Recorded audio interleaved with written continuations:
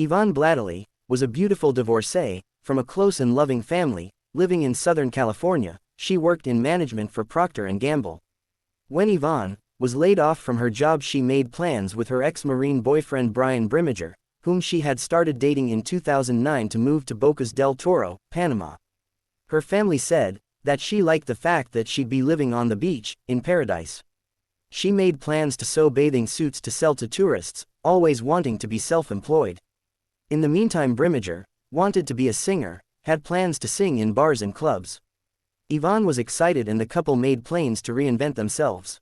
Yvonne bought herself 2 sewing machines, and together with Brimmager they packed up her beloved dog Georgie May, their belongings, and moved to Panama, where they found a house for rent and began their lives as expats. They soon fell in with the expat community in Panama. Brimmager started singing a couple of nights a week in 2 bars, where he worked for food and liquor. Mertens, a bar owner, said Brimmager played very good guitar, but his singing was not up to par because of his excessive drinking. Another expat and owner of bar said that Yvonne and Brimmager looked like a lovely couple, but that they drank too much, and that Brimmager had a volatile temper. Everything was not as it seemed in paradise.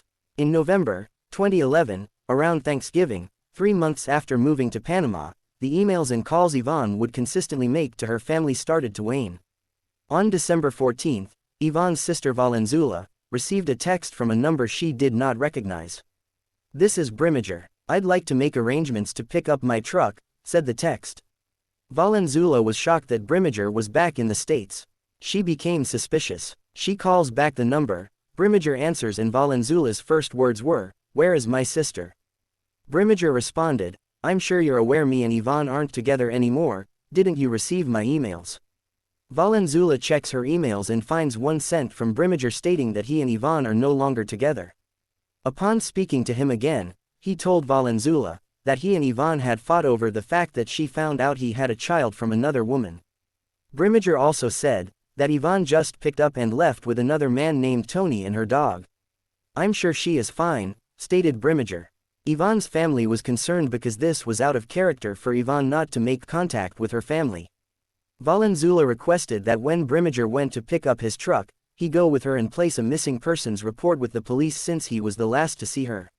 He refused. On December 11, Valenzuela finds an email she overlooked. It was from Yvonne, stating that Brimmager was a cheat, and that they'd broken up, and that she was going to Costa Rica with a man she'd met when she first moved to Boca.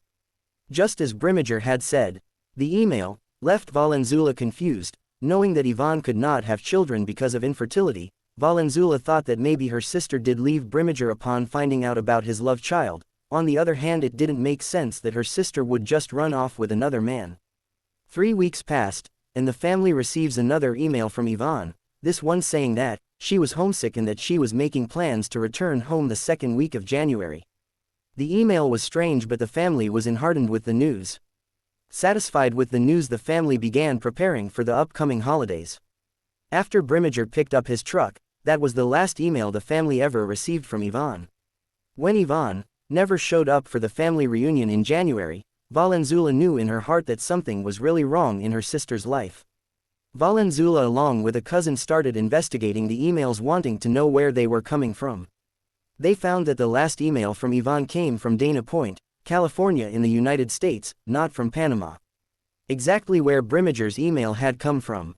Why would Brimmager impersonate Yvonne? The family thought. Valenzuela knew in her gut that her sister was not with the living anymore. She took what information she had to the FBI, who upon seeing it knew there was foul play involved. An investigation was launched.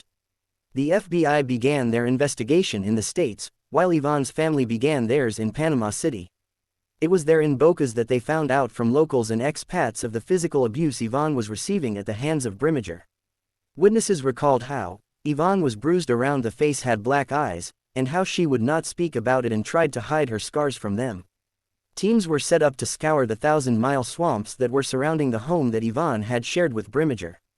Sadly, they were searching for a corpse. The search came up empty-handed. Meanwhile, in the States, the FBI pays a visit to Brimmager, who had apparently made a new life for himself, marrying the woman he had had his love child with. The FBI, upon entering his home, spotted a white Vio computer, exactly like Yvonne's. When they questioned Brimmager about the computer and the emails, he started to lose his composure. they knew they were on the right track. The FBI travels to Panama where they find out more information of domestic abuse, of choking, dragging and the torture Yvonne endured. Analysis was done on Yvonne's computer, on which a photo was found of Yvonne with a massive black eye, and other bruises. She had felt compelled to take the selfie, as if she'd known it would one day make a difference in capturing her murderer, reaching eerily out from her grave. Searches were found for the removal of blood, from a mattress etc., on her computer. Also that Brimmager had been withdrawing monies from Yvonne's account were caught on camera. Brimmager's account on Facebook showed that he had sold a machete. The FBI found the buyer of the machete, who was a local in Bocas, retrieving it as evidence. But Brimmager refused to speak. 2 years had passed from Yvonne's disappearance, her family losing hope of ever finding their loved one, when a local worker in Bocas was clearing brush in the swamps around the home Yvonne had shared with Brimmager, when he comes across a duffel bag. Upon opening it he found skeletal remains. Just bones. 2 years had passed. Ag, breaks my heart. DNA analysis proved it was the body of Yvonne Bladelli.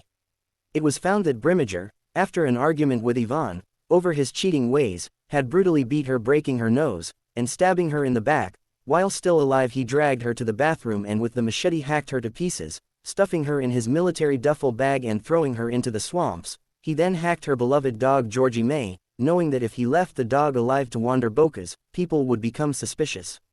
He then cleaned and disinfected the home of blood, disposing the mattress into the ocean. He sent emails impersonating Yvonne, and also withdrawing monies, staging a scene of Yvonne running off with another man. Brimmager was arrested on murder charges and 13 felonies relating to covering up Yvonne's death. The FBI knew in order to receive true justice for Yvonne he needed to be charged and convicted in the United States. In September 2014, Valenzuela, who fought so hard to find justice for her sister, was found to have cancer. She fought to the end, giving her testimony, and her last act of love for her sister died 2 days after telling her story.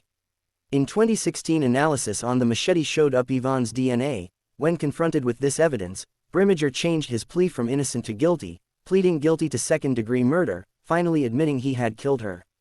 He was found guilty, given 26 years in a federal prison for the murder of Yvonne Bladelli. Brimmager's wife still supports her murdering, lying, cheating husband while he's in prison. Yvonne's family was finally able to get back Yvonne's remains where she was buried at sea. 5 years. For 5 years this monster inflicted without remorse the most cruelest of acts on a family and a sister who refused to give up till her last breath, justice for their child. In my opinion, just that act of cruelty deserves 26 years. For Yvonne's life his should be forfeit. Yet, he will spend 26 years in a federal prison, a playground for an ex-Marine. 26 years in a luxury federal prison, just another day in the spa. This is a travesty. This is an offense against justice. An offense against innocence. Justice is blind.